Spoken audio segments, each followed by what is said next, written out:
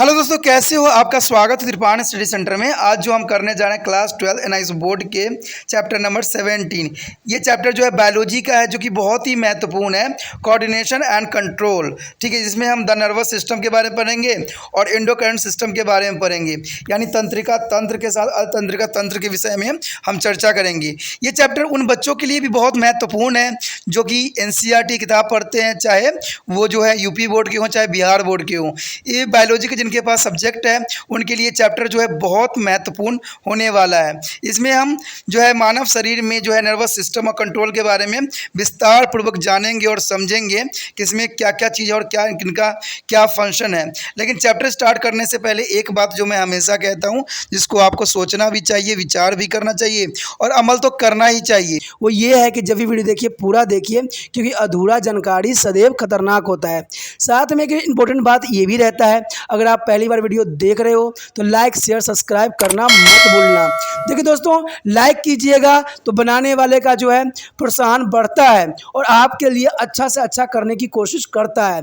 ठीक है, सब्सक्राइब करना आपके हित में है। इसका कारण ये है कि अगर आप सब्सक्राइब करके रखोगे तभी जो है मेरा वीडियो का नोटिफिकेशन मिलेगा। और आपको पता है कि मैं हर क्लास का जो है सब्जेक्ट डालता ही रहता हूँ समय समय पे। तो अगर सब्सक्राइब करके नहीं रखिएगा तो शायद उस वीडियो से आप अनभिज्ञ रह जाइएगा, यानी वो आपको प्राप्त नहीं होगा और आप उसका नॉलेज नहीं ले पाइएगा।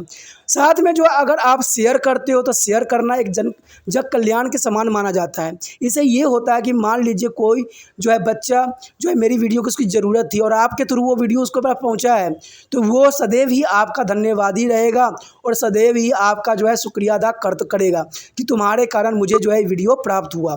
तो दोस्तों, आपको पता ही होगा कि त्रिपाण स्टडी सेंटर सिर्फ एक क्लास के लिए ही अग्रसर नहीं है, ये कई क्लासों के लिए अग्रसर है। जैसे 8th 9th 10th 11th 12th CBSE के सारे चैप्टरों को कवर करेगा समय के साथ। प्लस जो है एनआईएस बोर्ड का 10th+2 को भी कवर करता है, सभी सब्जेक्टों का। प्लस जो है बीए पंजाब यूनिवर्सिटी का जो है फर्स्ट सेमेस्टर से लेकर 6th सेमेस्टर तक 8 सब्जेक्टों को कवर करता है। प्लस जो है एमए के जो है बच्चे ऑन डिमांड जो मुझे करते हैं कमेंट, उनके लिए भी त्रिपाण स्टडी सेंटर जो है अग्रसर है। देखिए दोस्तों, त्रिपाण स्टडी सेंटर इतना बड़ा है, विस्तृत है, तो आपको अभी जो है लाइक शेयर सब्सक्राइब कीजिए और अपने दोस्तों के साथ बांटिए। ठीक है, तो भूलिए मत, ये करना आपका फ़र्ज है और मेरा कार्य करना है, आपको टॉपिक लेके चलना है। देखिए आज देखते हैं हमारा आज टॉपिक क्या है। The next topic is peripheral nervous system. Here is the most important topic, peripheral nervous system. Here the central nervous system already have learned. There second is the peripheral nervous system in human body. There is the peripheral nervous system is there consists all nerve arising from the brain and the spinal cord. Overall, this consists of two kind of pathway. It is a afferent, the receiving sensory pathway, and efferent is a carrying away motor pathway. This is the most important for here. Here are two kinds of pathway. There is the receiving and carrying ways. This mean to the afferent sensory pathway, and second is a motor pathway. Friend, remember that is just two kind of pathway. Is the first is sensory pathway and second is a motor pathway. There is a friend receive sensory pathway means is a sensory pathway. There is the include of two kinds of nerve. They are purely sensory nerves. For example, the chronic nerves receive from their eyes, ear and nose. There is the most important for the afferent is a pathway.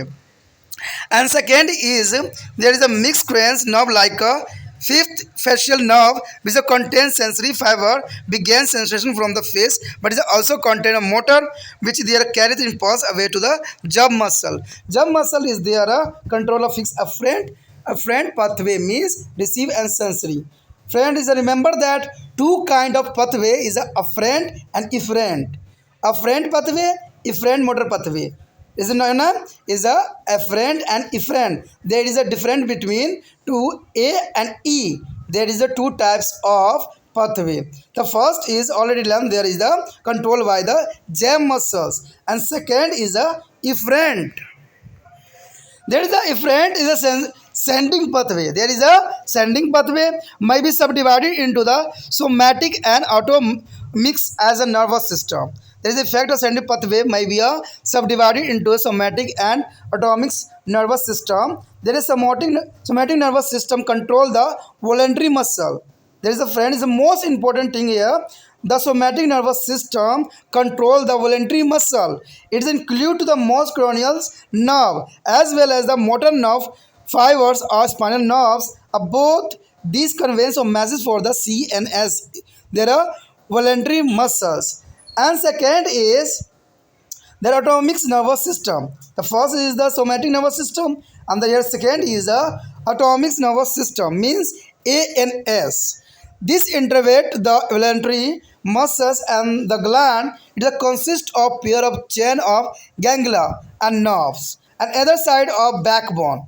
This is the system assembly a motor system. This is regulate the involuntary action of the internal organ. It is a consists of two parts. Here the sympathetic nervous system, and his second is a parasympathetic nervous system. Friend, autonomic nervous system divided by sympathetic nervous system and parasympathetic nervous system. Show in this figure. Here show the digital structure for the our aries, lower gland, salivary glands, heart, lungs, stomach, medulla, pancreas. There is control of nervous system. There is adrenal gland, colon, and the all part here. Lungs, stomach, abdomen, pancreas, adrenal gland, colon, urinary bladder gland, sex organs, there is the parasympathetic nervous system. Here is sympathetic nervous system. There is sympathetic nervous system is the stomach, adrenal gland, colon, urinary bladder gland, sex organ, and other side stomach, intestine. There is the parasympathetic nervous system is the testes, and there all as a part are control is a parasympathetic nervous system, and other side is a sympathetic nervous system. There is a understand the autonomic nervous system, their parasympathetic nervous system, and autonomic nervous system in a diagram. The sympathetic nervous system is to prepare the body for a functioning of emergency and situation, and the parasympathetic nervous system are stabilize the normal condition once the emergency is over. The opposite effect of the two subdivision of the autonomic nervous system on their different organ is here list. There are opposite effect of the two division of autonomic nervous system, and there is a list of here. So here is the effect of autonomic nervous system. There is the organs and the effect of sympathetic nervous system and effect of the parasympathetic nervous system. The friend organs are one, and effect of sympathetic nervous system is second. Effect of parasympathetic nervous system is third. The eyes pupil is dilated and the constricted of the parasympathetic nervous system. Heartbeat is speeded up, but parasympathetic nervous system is slowed down. The blood vessels on a skin constricted. There is sympathetic nerve activity, and there is the parasympathetic is dilated, and the on muscles dilated, and no effect on the parasympathetic nervous system.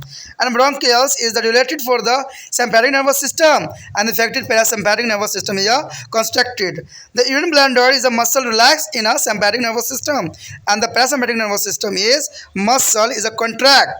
The sympathetic is a relaxed, but is a parasympathetic is a muscle is contracted, and also is expanded, contracts the sympathetic, and parasympathetic expanded, relaxed. And the sweat secretion is the sympathetic is increasing, but parasympathetic is no effect on a sweat secretion in a parasympathetic nervous system. And there is also the blood sugar. There is a sympathetic is increasing, but parasympathetic is no effect. And salivary secretion is the stop. Is a parasympathetic sympathetic nervous system is stop, and parasympathetic nervous system is increased. And their tear gland. There is a tear gland is a sympathetic nervous system is activity, but activate, but as there a parasympathetic nervous system is slow down. There is a erector muscles of skin here. The stimulate of hair arise of sympathetic nervous system, but relax hair flattened and the parasympathetic nervous system. And adrenal gland to the sympathetic nervous system is increasing secretion of adrenals, but parasympathetic is no effect on at all. And there intestine. Their intestine is a peristaltic decrease in a sympathetic nervous system, but other side is a peripheral nervous system is a peristalsis is a increasing, and the at least a stomach gland. There is the first sympathetic nervous system a decreasing of secretion, but parasympathetic is a increasing of secretion is the most important for here. The one Fact is the autonomic nervous system is strongly influenced by the emotion such as the grief, anger, fear, sexual stimulus and etc. The autonomic nervous system is strongly influenced by emotion, grief, anger, fear, sexual stimulation. There is the created by autonomic nervous system. The autonomic nervous system is response by the grieving, anger, fear and sexual stimulus. There is the most important word here. दोस्तों यहाँ पर जो है अत्यंत महत्वपूर्ण topic आ गया है परिधि तंत्रिका तंत्र। देखिए सेंट्रल नर्वस सिस्टम के बारे में तो हमने पढ़ा था, ठीक है, उसके बारे में हम केंद्रीय तंत्रिका तंत्र के विषय में पढ़ा और जाना भी कि बहुत इंपॉर्टेंट था। अब जो है हमारा परिधि तंत्रिका तंत्र जिसको हम पेरिफेरल नर्वस सिस्टम कहते हैं, जो कि बहुत इंपॉर्टेंट है क्योंकि देखिए सेंट्रल नर्वस सिस्टम जहाँ स्पाइनल कॉर्ड और जो है आपका ब्रेन तक ही सीमित था, लेकिन ये जो है विस्तृत है, तो इसके बारे में जो है हमें ध्यान अच्छे से करना अत्यंत महत्वपूर्ण है, तभी जान पाओगे कि हमारे शरीर में किस अंग का क्या कार्य है। तो इसको बहुत ध्यान से करना चाहिए, 2 पार्ट में बने चाहे 4 पार्ट में बने, आपको हर एक पार्ट को जो है ध्यान से समझने की ज़रूरत है और इससे जो है ज्ञान प्राप्त करना आपका फ़र्ज़ बनता है, तभी जाके जो है आपका अधूरा जानकारी नहीं रहेगा, अब पूरे तरह से जो होगे ब्रेन के बारे में समझ जाओगे। ठीक है, पहले वाले में हमने जो है सेंट्रल नर्वस सिस्टम में जो है ब्रेन और स्पाइनल कॉर्ड के बारे में विस्तार पूर्वक जाना और उसका कार्य प्रणाली को समझा। ठीक है, अब जो है हम इसके ये पेरिफेरल नर्वस सिस्टम है जिसमें बहुत पार्ट आए थे, हमने डायग्राम में भी पहले देखा था, फ्लो चार्ट में भी समझा था, तो अब इसका जो है विस्तार से जानने और इसके कार्य प्रणाली के बारे में समझने का समय आया है। कहते हैं परितंत्रिका तंत्र में वह सभी तंत्रिकाएं शामिल हैं जो मस्तिष्क और मेरुज्जर से निकलती है। कहते हैं कुल मिलाकर यह तंत्र 2 प्रकार के पथों से बना हुआ होता है। एक होता है अभिवाही, अपनी ओर लाने वाली, देखिए अभिवाही जो होती है अपने तरफ लाने वाला होता है संवेदी पथ, और दूसरा जो है अभिवाही जिसको हम प्रेरक पथ भी कहते हैं, देखिए दूर ले जाने वाली होती है। एक अभिवाही जिसको पास में लाने वाली होती है और एक जो है अपवाही दूर ले जाने वाला होता है। अगर हम अपवाही को कहें तो इसको हम संवेदी पथ कहेंगे, यानी संवेदनशील होते हैं। और दूसरा जो होता है आपका अपवाही जो होता है वो प्रेरक होता है। प्रेरक का मतलब समझती ही होगी कि आपको प्रेरणा देती है, और संवेदी का मतलब होता है जो संवेदनशील अंग होते हैं। हमारे बहुत से अंग जो होते हैं संवेदनशील होते हैं, जिसके छूने से ही आप जो मुरझाने लग जाते हो या आपको गलत एक्टिविटी आने लग जाती है, तो उसे हम संवेदी अंग कहते हैं। ठीक है, यहाँ पर जो है आगे हमारा बताया गया सबसे पहला यही बात आता है अविवाही अंग। देखिए ये अविवाही अंग किसे कहते हैं? अगर संवेदी अंग जो है 2 प्रकार के तंत्र होती है। ठीक है, इसमें 2 प्रकार से इसको समझा जा सकता है। ठीक है, पहला तो ये कहते हैं जो विशुद्ध रूप से संवेदी तंत्रिका जो होते हैं नेत्रों, कानों, नाक आदि से आने वाली कपाल तंत्रिकाओं को जो है में रहता है। यानी देखिए हमारे जो 5 जो ज्ञानेंद्रियां हैं उनको लिए जो है संवेदी अंग अपने कार्य प्रणाली को सुचारू रूप से चलाता है। यानी नेत्र, कान, नाक जो होते हैं और जीवा जो होती है और स्किन के लिए कितना संवेदनशील होता है। आप अगर स्थिर रहोगे और कोई आपको हल्का से बॉडी के पार्ट को अगर छूने की कोशिश करेगा तो आपके जो रोए होंगे वो खड़े हो जाते हैं। इसका मतलब है कि आपका बॉडी जो है संवेदनशील है। ठीक है, तो ये आप जो है अपने घर में एक्सपेरिमेंट भी करके देख सकते हो। कहते हैं मिश्रित कपाल तंत्रिका, जैसे कि 5वीं कपाल तंत्रिका होता है जिसमें अनंत तंत्रिका यानी फेशियल नर्व्स के नाम से जाना जाता है, यानी फेशियल नर्व कहते हैं, जिसमें चेहरे से संवेदी को लाने वाले संवेदी रेशे मौजूद होते हैं। यानी चेहरे से संवेदी लाने वाले संवेदी रेशे मौजूद होते हैं, लेकिन उसमें कुछ प्रेरक रेशे भी शामिल होते हैं। यानी कुछ प्रेरक रेशे भी इसमें सम्मिलित होता है जो आवेगों को जबड़े की पेशियों तक पहुँचाते हैं।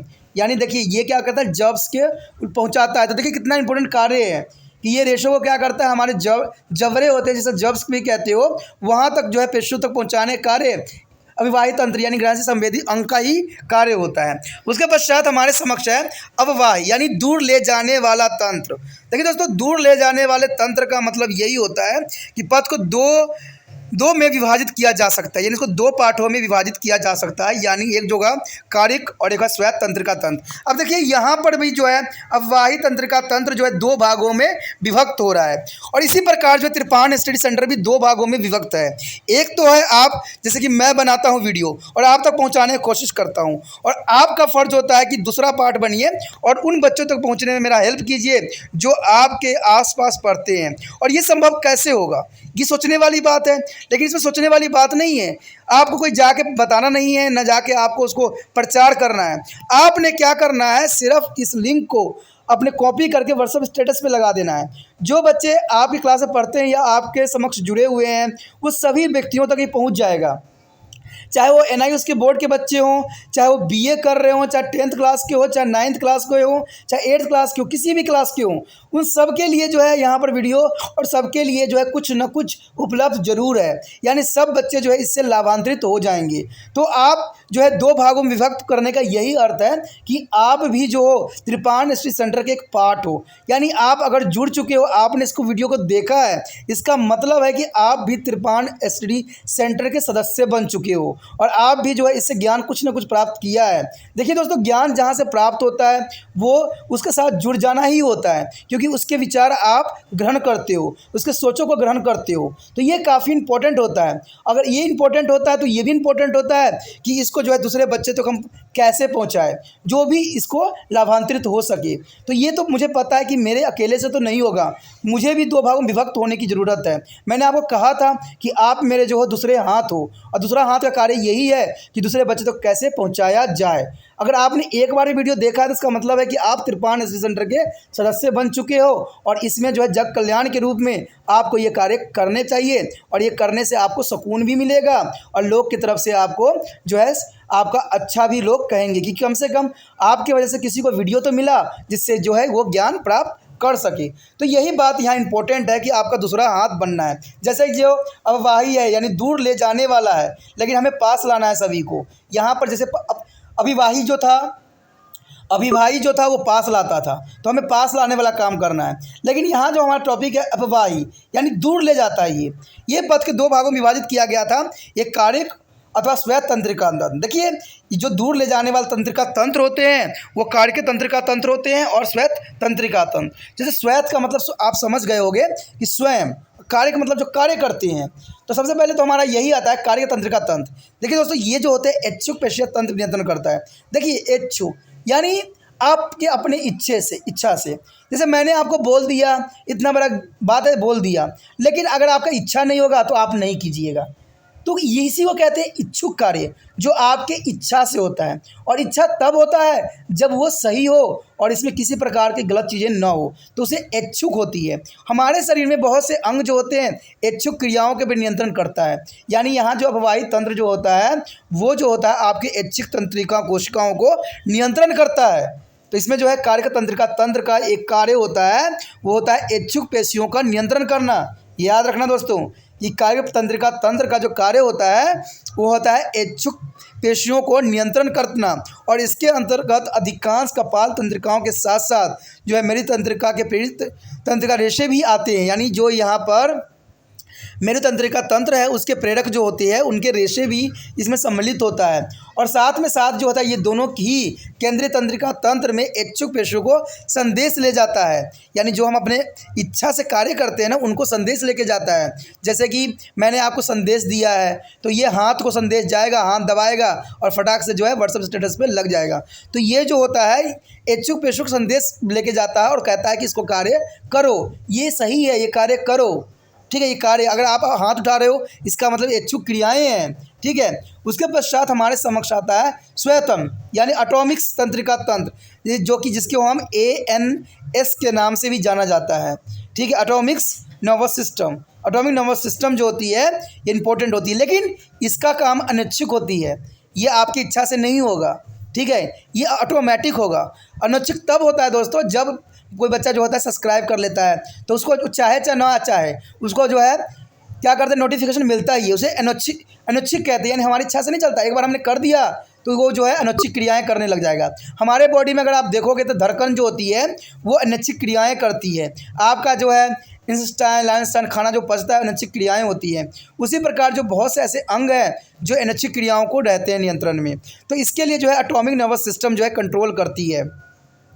अनैच्छिक पेशियाँ और ग्रंथियों के जो है तंत्रिका प्रदान करता है, और ये गुच्छिकाओं और तंत्रिकाओं की एक जोड़ी श्रृंखला से बना हुआ होता है जो कि रीढ़ की हड्डी के दोनों पार्श्व में स्थित होता है। अब देखिए दोनों पार्श्व के बीच में स्थित होता है, ये काफ़ी इंपॉर्टेंट बात है। कहते हैं यह तंत्र प्रमुख रूप से एक प्रेरक तंत्र है, यानी ये प्रेरणा देती है आपको। देखिए दोस्तों, प्रेरणा जो है काफ़ी इंपॉर्टेंट है और इसके लिए जो ऑटोनॉमिक नर्वस सिस्टम जो है कार्यशील है कि आपको प्रेरणा देता है कि आपको पढ़ना चाहिए, अच्छे से स्टडी करना चाहिए और अच्छे मार्क्स लेके अपने माता पिता को खुश करने की कोशिश करना चाहिए। और ये प्रेरणा जो है आपको ऑटोनॉमिक नर्वस सिस्टम ही देता है, जो आंतरिक अंगों को अनैच्छिक क्रियाओं को नियमन करता है, यानी जो अनैच्छिक क्रियाएं होती हैं उसका जो है ये कंट्रोल करती है।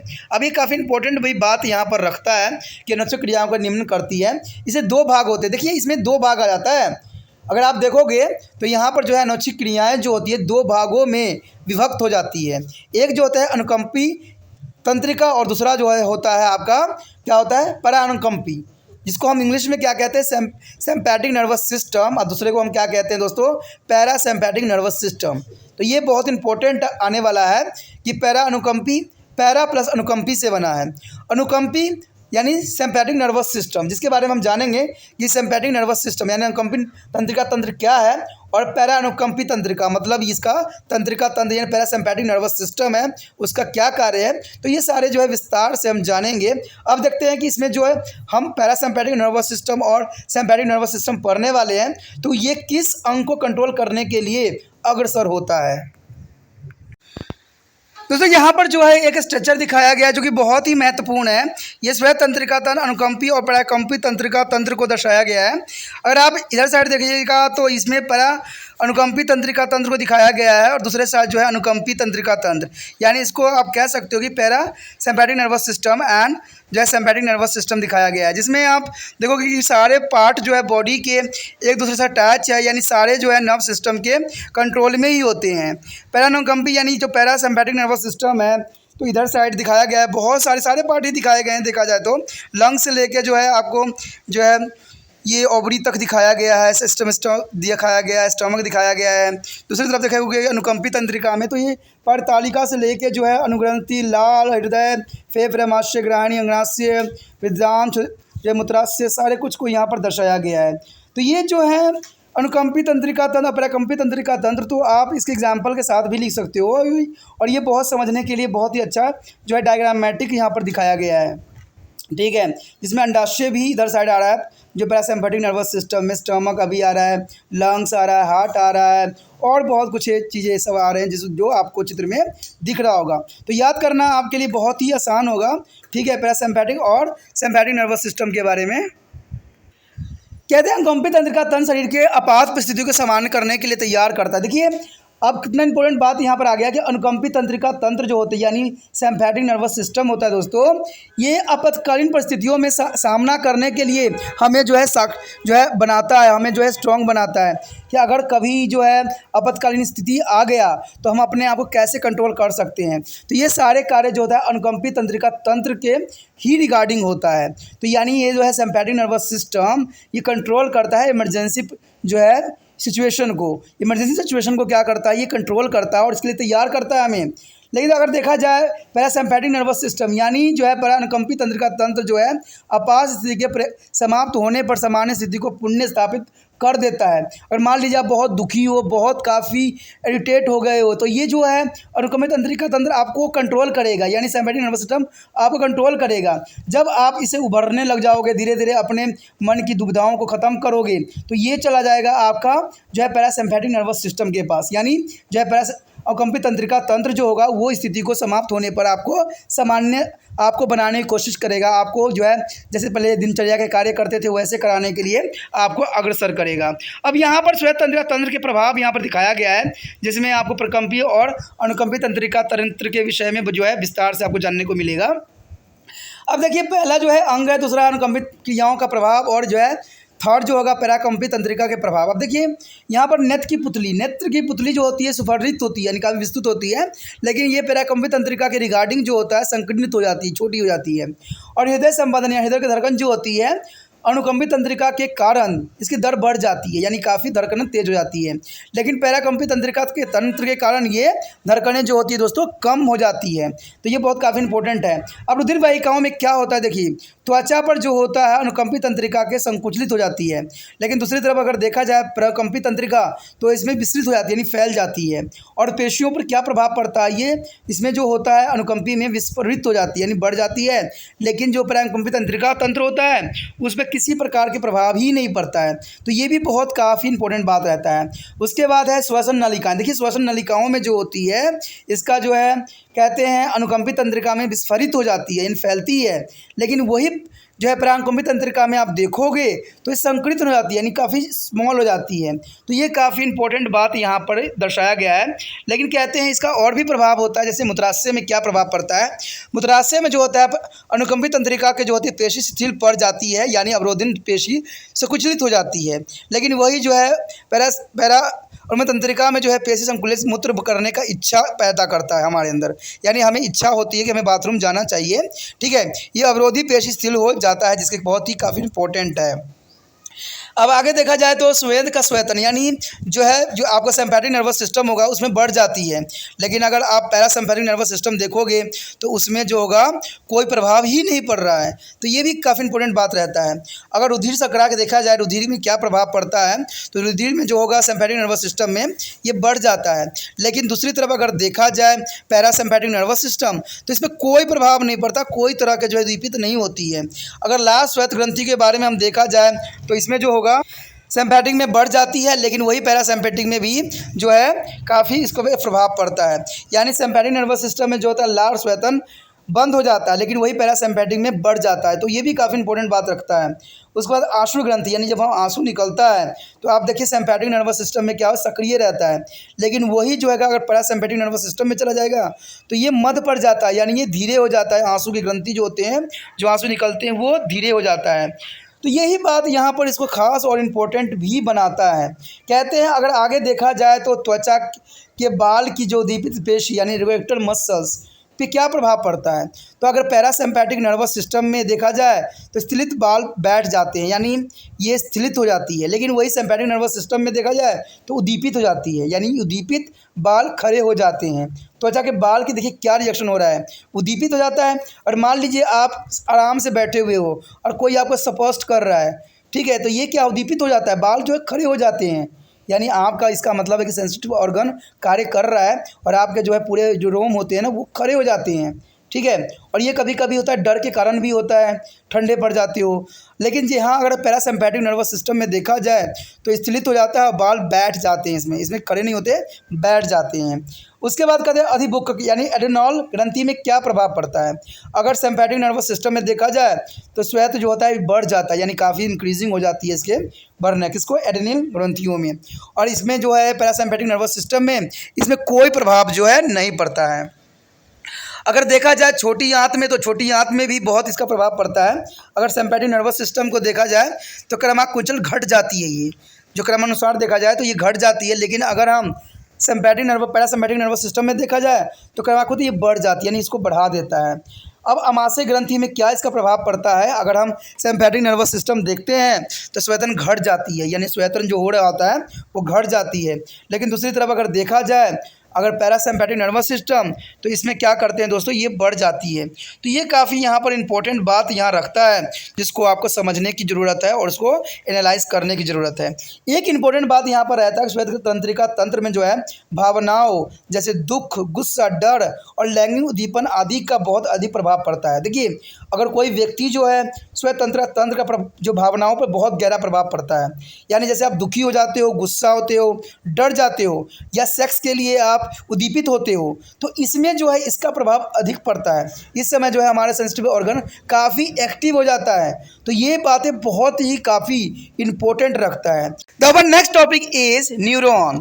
The structure and function unit of the neuron is a system is the most important here.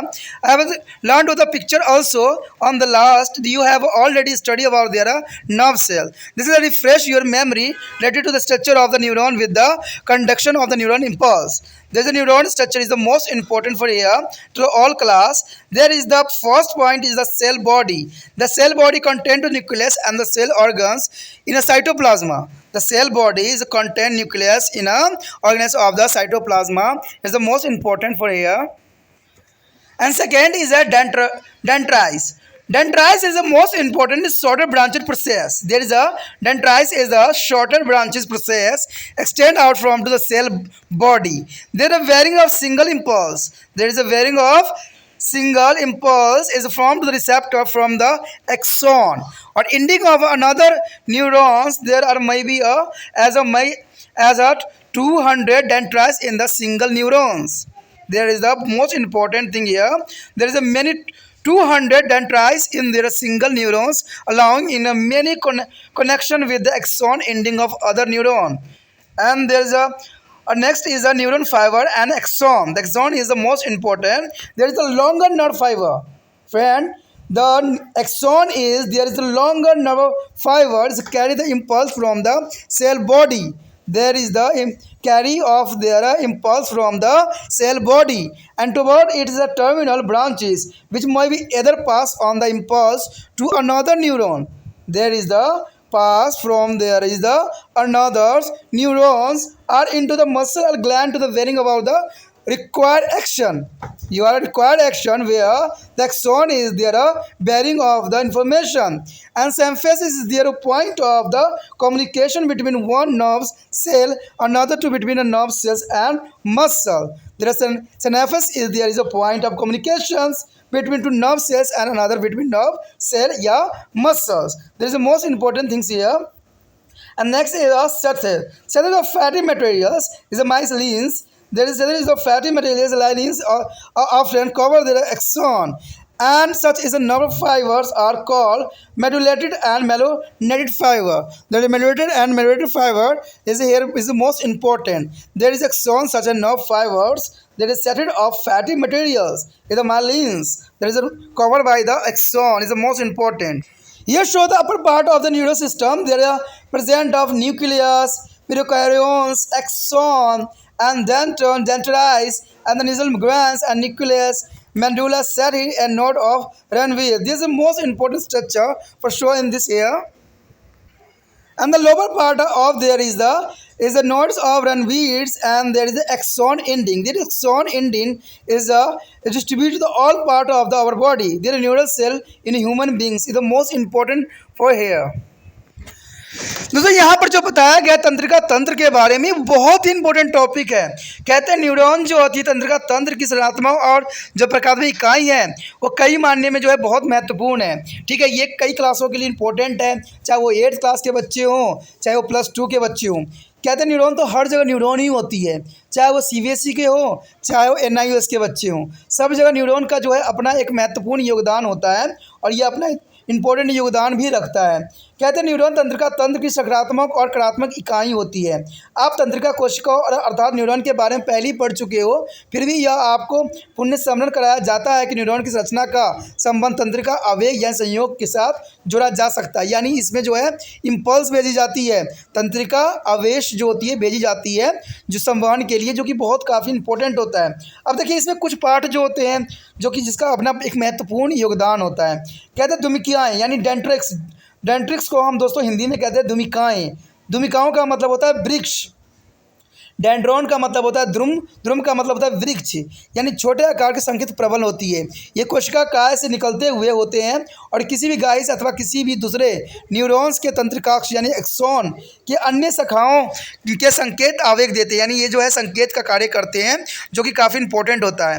कहते हैं एक न्यूरॉन में जो है 200 से अधिक डेंड्राइट्स हो सकते हैं, यानी एक न्यूरॉन में दोस्तों देखिए कितनी इंपॉर्टेंट बात है कि 200 से भी अधिक डेंड्राइट हो सकते हैं ताकि वो अन्य न्यूरॉनों को एक्सोनों के अत्यंत शाखाओं के साथ जोड़े जाते हैं, जो कि काफ़ी इंपॉर्टेंट भी यहाँ पर रखता है। कहते हैं एक लंबा तंतु अथवा एक्सोन आवेग की कोशिका काय के एक्सोन की अत्यंत शाखाओं में पहुँचाता है और फिर जो है शाखाओं में प्रवेश आवेग या तो अगली तंत्रिका कोशिका में पहुँचा दिया जाता है या किसी पेशी अथवा ग्रंथि में पहुँचा दिया जाता है। तब कहते हैं तब उपरांत आदेश का पालन करते हुए या तो ये संकुचित करती है अथवा विमोचन करती है, यानी सिकुड़ जाती है या विमोचन कर जाती है। यानी अंत ग्रंथ जो है सिनोपस एक न्यूरॉन से दूसरे न्यूरॉन अथवा एक न्यूरॉन और एक पेशी के बीच संचार बिंदु का साधन है। देखिए ये कम्युनिकेशन का कार्य करता है, तो ये काफ़ी इंपॉर्टेंट जो है एक्सॉन है। एक्सॉन का कार्य जो दोस्तों होता है वो कम्युनिकेशन का कार्य करता है, जो कि काफ़ी इंपॉर्टेंट बात यहाँ रखता है। कहते हैं एक्सॉन के ऊपर जो है वसा युक्त पदार्थ का एक अच्छल मालिन, यानी ये वसा से बना हुआ होता है जिसको हम मैलिन्स कहते हैं। मैलिन एक वसा से बनी हुई अच्छद्र होता है, क्या आवरण होता है, और इसी प्रकार जो है तंत्रिका रेशों को मज्जा युक्त और माइलेटेड रेशे यानी मेलोनेटेड फाइबर कहते हैं, जो कि काफ़ी इंपॉर्टेंट भी यहाँ पर रखता है। कहते हैं आपके समक्ष जो है एक न्यूरॉन का चित्र प्रस्तुत हुआ है, जो कि काफ़ी इंपॉर्टेंट है। ये चित्र जो है दोस्तों काफ़ी मानने में बहुत ही इंपॉर्टेंट और महत्वपूर्ण है। आप इसमें देखोगे कि यहाँ पर केंद्रक से लेकर परिकेंद्रक तक यानी पेरिकोलोनाई से तंत्रिका कक्ष तक और डेंट्रॉइड से धूमिका तक और धूमिकाएं से निचल कण तक और केंद्रक मेडुला अक्षो और एवोलिस पर्व और तंत्रिका एक्सोन चोर भी उपस्थित है। तो इस तरह से जो है तंत्रिका कोशिका जो है बहुत ही काफ़ी इंपॉर्टेंट यहाँ मान्य रखता है। The next topic is conduction of the nerves impulse along with their neurons and other the synapses. There is the most important topic here, the conduction of the nerves impulse along the neurons and over the synapses. There is a conduction of the nerve impulse and through their nerve fiber is electrical is the nature and there are through their impulses in the chemical in nature. So here there is a nerve fiber is the electrical natures and the synapse is their chemical in a nature. The first is along the neuron electrical signaling.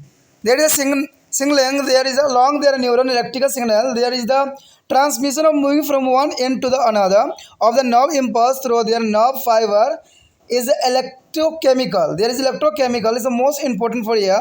It is not a simply a flow of the electron through on the electrical wire, but is a travel as the wave of depolarization. The here friend is a no flow to the electron through a electrical wire. Here travel for the wave of depolarization on the electrical inner nerve. They read to the flowings of understanding as a deprocess is the atom and the here a normal resistance condition the outside of the nerve fiber and carry to positive. There a positive charge is the carry for the nerve impulse, and in this condition nerve fiber is said to be polarized. There is a nerve cells is said to be a polarized. The polarized is due to there is the presence of more sodium means and a positive ion and outside the cell membranes.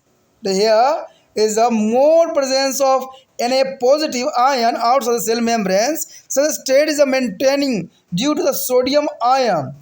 There is a maintenance of sodium ion belonging to the continually pumped out the means of the sodium potassium pump. There is a mean to a sodium potassium pump as a operating by the active transport using to the ATP for the energy. It is the most important for here. There is operating by active transport and the using of ATP energy. There is a ATP means already have a learned there are sign triphosphate means energy in a human body. There one fact here sodium potassium pump. There is sodium potassium pump is a carry protein on the plasma membranes. There is a sodium potassium pump is a carriers of protein on the plasma membranes which are transport of sodium and potassium ion across the membranes. There is a transport sodium and potassium ion across the membranes. Normally ion move from to the region of their high concentration to the region of their low concentrations. It's the most important for here. There is goes based to the high concentration to is the low concentrations and the sodium potassium pumping. There is the potassium ion across to membranes and the change when to the stimulus arise at the nerve fiber as a flowing. There first the axon membranes that is sport because more permeable to the sodium ion which move inward to the varying about depolarizations are localized to change of charge from to the positive to negative, and the on that is sport. That is see the diagram is the most important, and there is a depolarization. It means the axon membranes at the sport because of more permeable of sodium ion which move inward to varying about a depolarization and localize of change of charges of positive to negative. There goes ways to positive to negative. It is that a sport. And secondly is this point of depolarization itself because it is a stimulus. This point of depolarization itself is because there is stimulus for their adjoining area of the membranes which is turned and become a depolarized. There is a turn and depolarize. This is the most important things for here. And next is a meaning well there is a preview area because repolarize is due to the active movement of their sodium ion to outside the membranes by mean of that is called to the sodium pump. So what do you mean to sodium pump? Sodium pumps mean there is a preview area become a depolarized due to the active movement of sodium ion. There is a active of a movement of the sodium ion that is outside the membranes by mean that is called to the sodium pump. And the other is there and now their fiber is ready to the next wave of depolarization. There is a fiber is ready for their next wave of depolarization. Thus a neighbor impulse is a self-propagating wave of depolarization and depolarization. And here show the diagram as clarity. Here to show the direction of the knob impulse for here, and there is a show the sodium and potassium also. The excited region and resting region. There is the most important diagram for the exam view, and there is sodium and is a potassium is a move away. There is a positive and negative signs also represent in the diagram, and the one straight line is also is here. The atlas is the move to the over the forward, their direction is positive, their negative charge also, and the recovering of region and exciting region also at present, and resting region is there. The conduction of non-impulse the very simple similarly, and there is the most important for the exam view. Here the B part is over the synapses is the chemical signaling. There is a chemical signaling. Here the physical signaling, but here us chemical signaling. Signal is the impulse is the traveling through the knob fiber might be reached there to the distractionally on muscles or gland for action to the dendrites of another neuron for further transmission. There is a further transmission for here. Their meeting place is called to synapses. There is a meeting place is called to their synapses. There is the most important for the definition on synapses. There is a transmission of the synapses is the chemical process. As the impulse reaches the terminal and the axon, the following event occur. So what is this? The flowing event here? The chemical acetylcholine is released by the end of the axon. The end of axon, the release of chemically is the acetylcholines. The acetylcholines is the stimulator. There are next neuron to the start of the new impulse. There is generate of their chemically is a start to the new impulse for here, and acetylcholines is a soon broken down. There is a make the synapses ready for the next transmission. It is the most important for here. There are transmission for the next synapses is the reading for their here. And here's one important thing. In case there are axon ending or branches and the contact with the dendrites of other neuron, the impulse will be travel through all of them. In case the axon ending or branches and is a contact with the dendrites of the other neuron, their impulse will be travel through the all of them. That is the most important for there. And the all of non-principal. All are non-principal if the stimulus is strong enough with the minimum threshold produce the impulse, their impulse will be set up their travel its own speed. There is a hold it is a maximum strength of stimulus that is a entire impulse. This means the increasing the intensity of the stimulate cannot be rise speedily of transmission.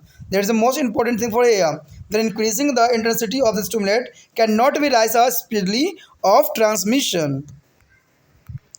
तो यहाँ पर जो है अत्यंत महत्वपूर्ण हमारा topic आया है न्यूरॉन के एक छोर से दूसरे छोर तक और अंतर्ग्रहण सिनोप्सिस के पार आवेग का संवहन। यह सिनोपस जो होती है, सिनोपस जो है अपनी एक महत्व यहाँ रखती है। और यहाँ पर जो है न्यूरॉन के एक यानी ऊपरी छोर से लेकर अंतिम छोर तक की बात करने जा रहे हैं कि इतने में जो है क्या क्या प्रोसेसिंग होती है। देखिए दोस्तों, अगर न्यूरॉन है तो न्यूरॉन से जो होती है आखिर इसकी स्टार्टिंग में कौन सी प्रोसेसिंग होती है और इसका अंतिम चरण में कौन सी प्रोसेसिंग होती है, तो इसके विषय में जानना आपके लिए अत्यंत महत्वपूर्ण है।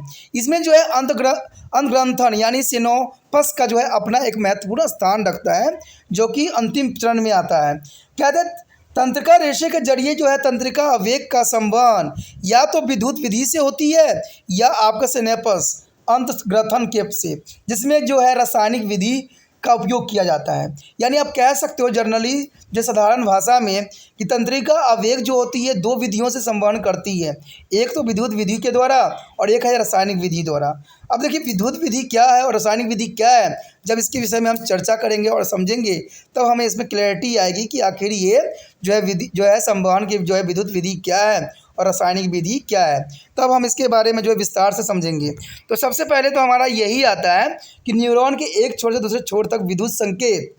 देखिए विद्युत संकेत की बात किया जा रहा है तो इसका मतलब ये नहीं है कि आप बिजली की हम बात कर रहे हैं। कहते हैं ये एक तरह का संकेत है।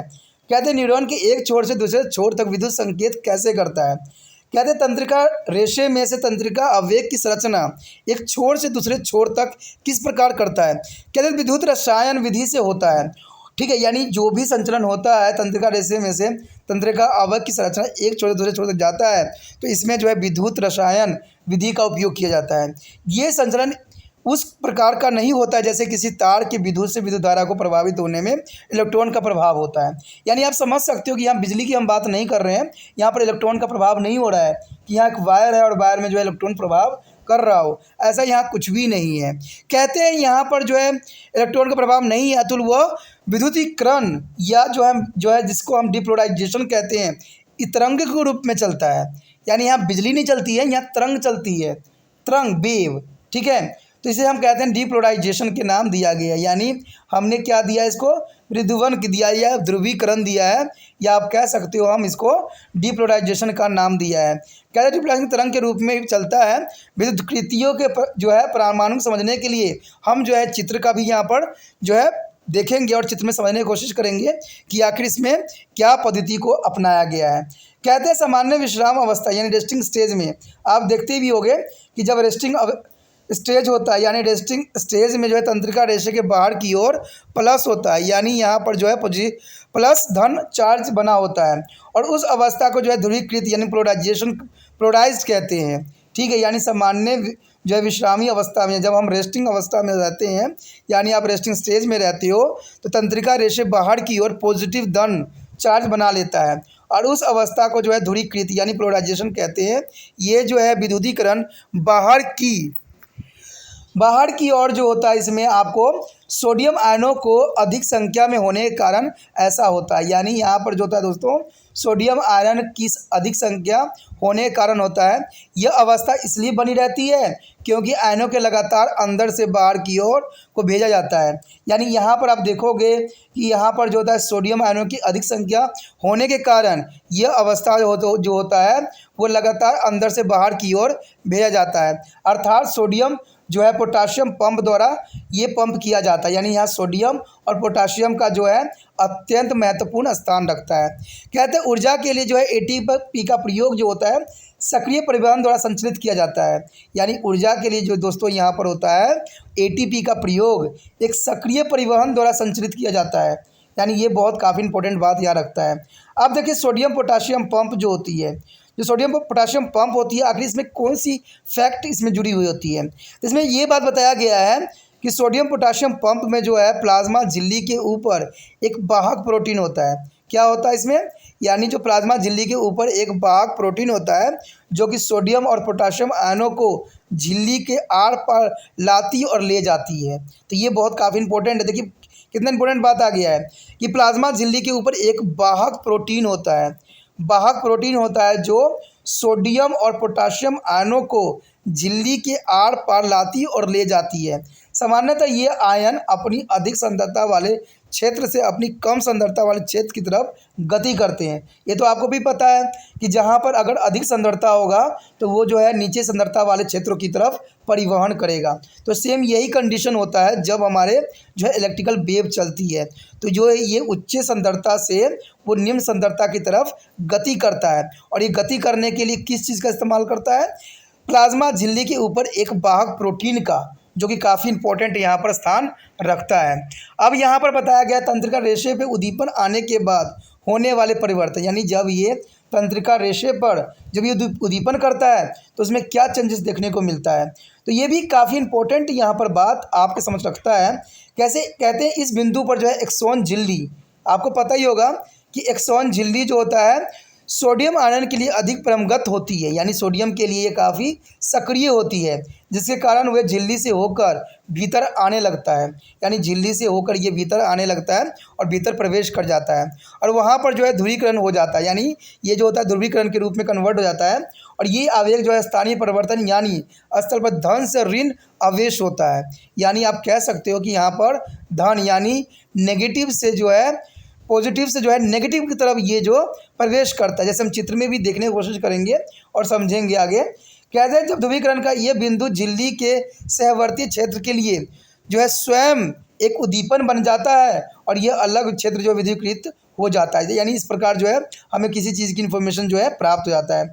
इसी बीच पहला क्षेत्र जो होता है पुनर्विकृत यानी रिपुन्न यानी ध्रुवीकृत यानी पोलराइज्ड, इसका हम नाम क्या दिया गया है? ध्रुवीकृत मीन्स पोलराइज हो जाता है, क्योंकि ये सोडियम यानी सोडियम आयन की सक्रिय अभिगमन के द्वारा पुण्य झिल्ली के बाहर की ओर ये पहुंचा देता है और यह कार्य जो होता है सोडियम पंप के द्वारा होता है, यानी इसमें जो है सोडियम पंप का जो है अपना विशेष स्थान रखता है।